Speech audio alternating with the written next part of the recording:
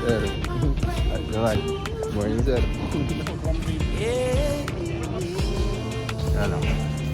Okay. Di lang ako. Ibig sabihin namang yan.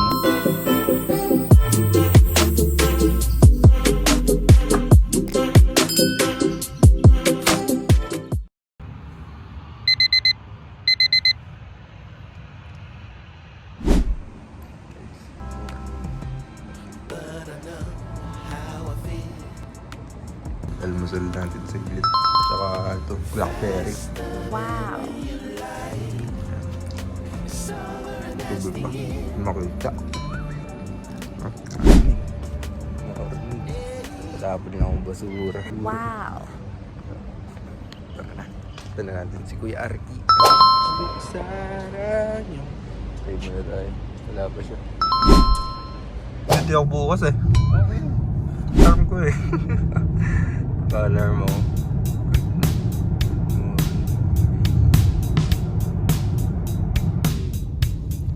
Bolo. Let's go. Let's go, brother. Tawag natin si Kuya Arky. Mag-vlog ako kay Arky. Naka-vlog. Hi, Baba. Good morning. Good morning, ba? Morning, sir. Hindi ako magagabi? Jerry. Sir. Ayos naman. Kuya Rashid. Kuya Rashid, oh. Bang, bang.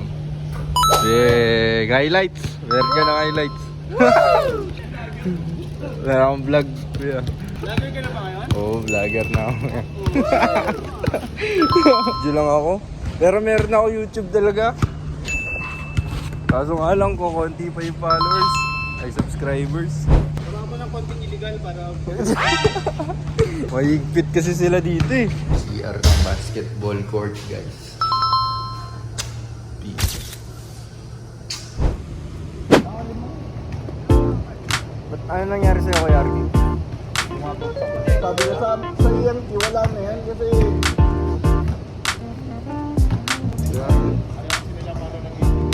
Ikaw muna. Ka ba?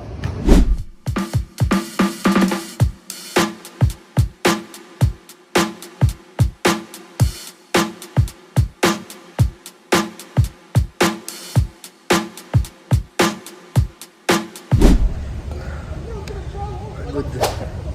Gala ka dito. Kaya pa. Ibig sabihin namang yan. Ha? Kung alam mo ano mang yan, Hindi. alam mo pa. Parang ganun sa akin. Ay, ganun din namang yan. Ah, okay. Hindi ko alam.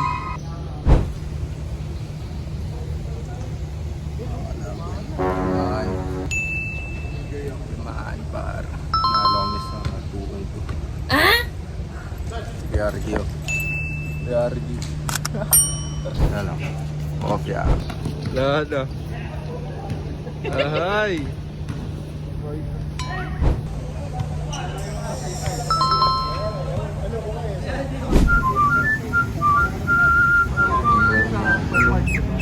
Hindi naman kami pinapasal. Uy, ano? Kung pumasok nito. What the view, par. Uy, ano? Tayo na lang natin. Please, lalaba muna tayo. So, tuturuan ko paano maglaba. After basketball, lagyan nyo yung short. Lagyan mo lang siya sa 30. 30. Yan. Lagyan mo lang yan.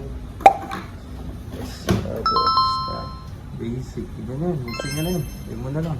Check muna natin. Tap on. Check muna natin investment natin. Baka pumaldo na tayo. Alam nyo ba? 13. Anong oras na? 12. Ay, hindi Philippine time pala to. Lang mahirap dito sa abroad. Boring ng buhay. Pero, mga tao, ano ba mga tao dito? Ano lang, duty. Tapos, tulog, duty, tulog, duty. Ganun lang dito. Wala nang ibang ginawa. Kundi tulog, duty, tulog, duty. Yan yung buhay OFW. Dati, pagkala ko ng multo. Dati, gusto kong mag-abroad. Pero na-experience ko na. Sabi, ang hirap pala. Masarap, oo. Pero iba pa rin kasi pag nasa Pilipinas. Nandito, sabi nga nila, nandito yung pera. Pero nasa Pilipinas yung totoong saya. Legit. Legit yun sinasabi ng mga matatanda. So, paano? Pakain muna ako. Hanggang sa muli. Salamat.